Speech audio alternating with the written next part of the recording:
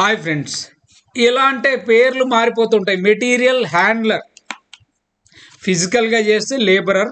Material handler అంటే suppose fork lift వచ్చింది. Fork lift తెలుసు ఏం చేస్తాడు, ఆ ఫోర్క్ లిఫ్ట్ తోటి మెటీరియల్ను మూవ్ చేస్తాడు. Material handlers move pallets and raw materials to production line. ఇదేదన్నా ప్రొడక్షన్ ఉన్నదనుకో, ఆ ఫ్యాక్టరీ మ్యానుఫ్యాక్చరింగ్ అట్లాంటి దాంట్లో, సపోజ్ మనది ఓన్లీ వేర్ హౌస్ కనుక ఏం చేస్తాడంటే they also move finished products to warehouse.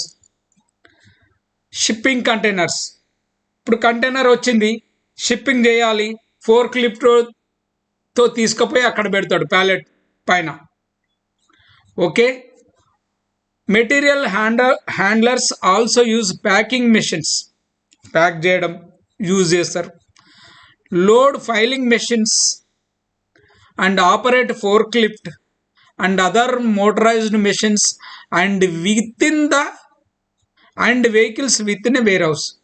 So మన వేర్ హౌస్లో ఉన్న వివిధ రకాల మెషిన్లను వాడే తెలివి వీళ్ళకు ఉంటుంది, పనితనం వీళ్ళకు వస్తుంది.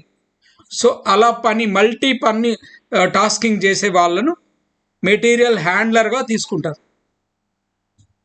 వీళ్ళేంటి అంటే అన్లోడ్ చేస్తారు, మెషిన్ తోటి